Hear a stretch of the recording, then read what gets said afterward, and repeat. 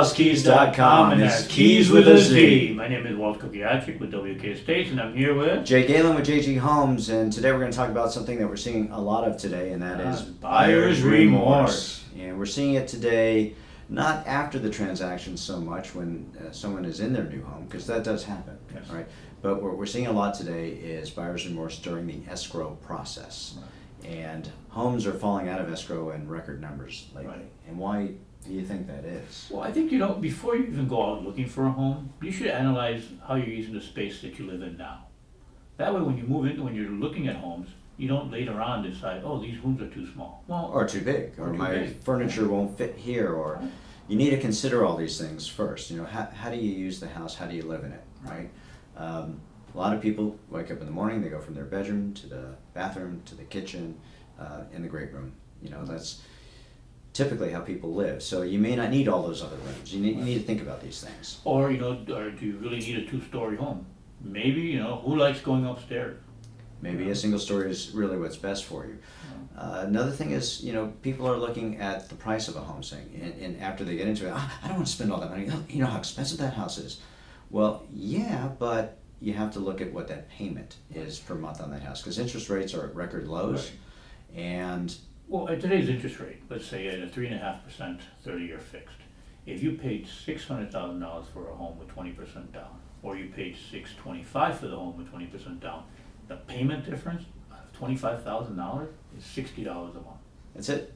It's minuscule. I mean, it hardly affects you one way or the other. So price, don't get really hung up on price if that's if you think that's a stumbling block for you. Because also, when you look at the price, also look at, all right, I want to pay the $600,000 for the home. Well, how much more are you going to have to invest in remodeling to get the home to be what you want it to be? So pricing is relative. And then you get into that home, you say, I want a fixer, and for some reason you think the house is right for you, and then through the escrow process, it's analysis paralysis, and you start thinking, I really don't want to paint that blue wall. It's purple or it's pink, and painting is just overwhelming for me.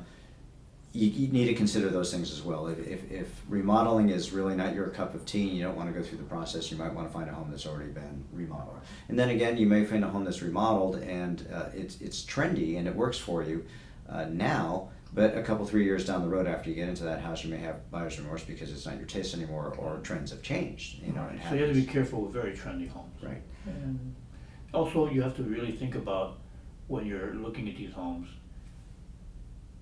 what it is 5 years from now, 10 years from now. Because I think the average person stays 9 years in a home. Well, actually, they're staying longer these days than that. It Even used to longer. be. Yeah, it used to be 9 years. Yeah. So, where am I going to, when you look at these homes, you have to look at the future of the home. We find that the home really finds the buyer. All right. Well, So if you walk into a home and it feels good at first and you write that offer on the home, it may be just the right home for you. So try not to let buyer's remorse take over your thinking. Don't look at other homes either. I'll give you an example. I just got a young couple into a home. We got them into escrow, and then they saw a model come up 2 doors down, and they said, you know what? I want out of this. We want this one. And I said, okay, well, let's go look at that home. And we looked at the home, and then it was priced way higher. It was beautifully remodeled, but it really wasn't their taste after all. And they realized that the home that they were in escrow in was the home that was right for them, and they were going to make it their own. And that's the thing. Once you get into that home, you make it your own. Right, because you can walk into a home and think, oh wow, I like this home. Well, do you really like the home, or do you like the way that the people living in it have actually put the furniture, the color of the paint? Because when you bring in your furniture, it changes the entire thing. It's like when you go into a model home for a new home. You go in there and you go, wow, beautiful. Then you buy it, you put your furniture, and you're like, okay, there's something not clicking here. This is not the house I wanted. Mm-hmm. That's right.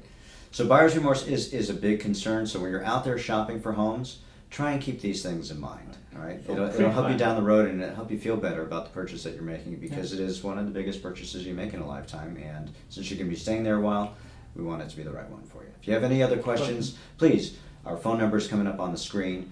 We'd like you to like this video if you do, right down there on the like button here on YouTube. And please subscribe, and if you believe that we're giving good information, tell all your friends. Subscribe to Your House Keys, and that's Keys with a Z here on YouTube. Our website is also yourhousekeys.com.